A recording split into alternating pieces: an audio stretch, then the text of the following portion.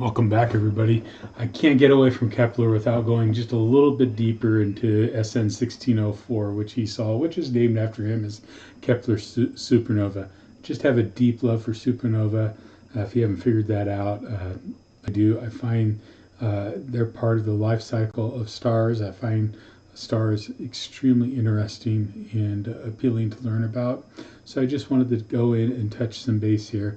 You can see from this image that's here that you can see we have Chandra here in a couple X-ray views, Hubble's here in a visual view, and you have the Spitzer Space Telescope that all form together to create this image of Kepler's supernova remnant. And so because I just thought, like I said here, because I was going to do it, I thought we'd get into it. When we talk about going deep with an observation, we've got nothing on Kepler's year-long marathon with supernova of 1604. It wasn't just a quick look through an eyepiece. It wasn't an evening looking at it. It was a systematic naked eye study that dismantled the old idea of an unchanging universe, which we talked about in his Astronomer of the Week video.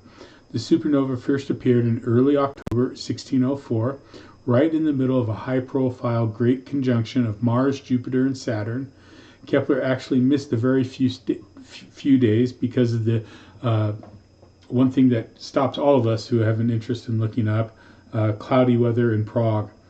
Some things, of course, like I said, never change. It always seems when something big happens, there's clouds going to be around. When he finally got his first clear look on October 17th, the new star had already exploded onto the scene.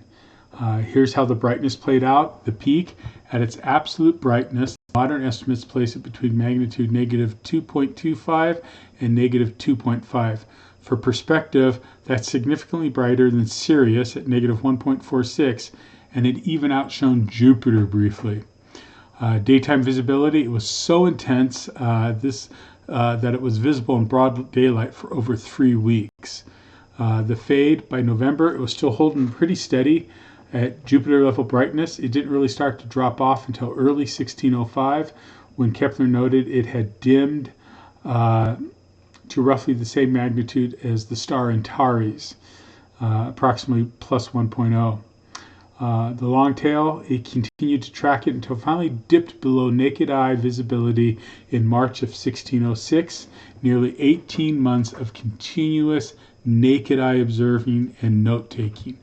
Boy, you talk about dedicated observer here. He was dedicated. Colors and sparkling, one of the most fascinating parts of Kepler's notes in De Stella Nova is his description of the star's appearance. He just didn't describe it as a single point of light.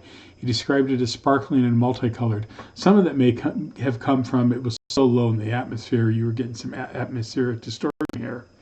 At various points, he and his contemporaries described it as having a golden hue like Jupiter, but also vibrating with flashes of yellow, orange, and even a greenish-orange tint.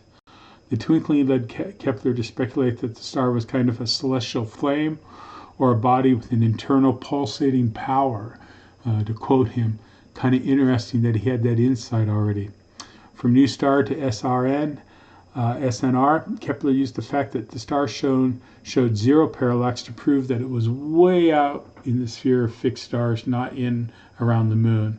Not something in our atmosphere either. Today we know he's watching a Type 1 supernova, a white dwarf in a binary system reaching critical mass and detonating. When I look at supernova remnants today through my 17.5 inch, I'm reminded of SN 1604, since it was the last visual supernova someone has seen in the Milky Way. SN 1604's remnant has faded from a brilliant magnitude negative 2.5 down to a visual magnitude of 19. Very hard to see. You need a major scope to see it, if you can see it at all. Some people report maybe seeing some wisps, but they have pretty big scopes doing that. That's a staggering drop in luminosity, of course. You're literally looking at the wreckage of the explosion Kepler spent a year of his life documenting. It puts our search sessions into perspective. He was playing the long game. How many of us spent 18 months observing an object and do it naked eye? What we've learned about 1604 after Kepler, one of the biggest surprises from Kepler's supernova remnant is how asymmetric and chaotic it is. The explosion itself may have been fairly spherical, but the environment wasn't. The progenitor system appears to have been moving through space, creating a bow shock, almost like a stellar wake before the blast occurred. This interaction with dense interstellar material explains why parts of the remnant are brighter and more compressed, and others are fainter. It's a reminder that supernovae don't explode in isolation. They erupt in a real textured galactic neighborhoods shaped by earlier stellar lives. SN 1604 has become a cornerstone object for understanding Type 1a supernova, which are now used as cosmic distance markers to measure the expansion of the universe. By studying the remnant's chemical fingerprints of iron, silicon, sulfur, we've confirmed models of white dwarf explosions and refined how those events enrich the galaxy with heavy elements. Astronomers have also searched extensively for the surviving companion star. The lack of the clear candidate has fueled debate about whether this explosion came from a single degenerate system. That's where you have a white dwarf with a normal star, and the normal star is feeding material onto the white dwarf. When the white dwarf reaches that Chandrasekhar limit of 1.44 solar masses, it can no longer handle it. It collapses and explodes, destroying the white dwarf. What they're thinking it may have been was a double degenerate merger of two white dwarfs. So you had one star go through its red giant phase and then go to the white dwarf. Its companion did the same thing later. Those white dwarfs remained in orbit, and that orbit just kind of got closer and closer until they actually merged, and when they merged, they exploded. They're thinking that Kepler's supernova could have been that, so it's still very much an active research target, even over 4 centuries later. For visual observers today, the remnant is extremely challenging. Like I said, at Mag 19, you're probably not going to see it. I've never seen it. It's well beyond the casual backyard or even dark sky observing.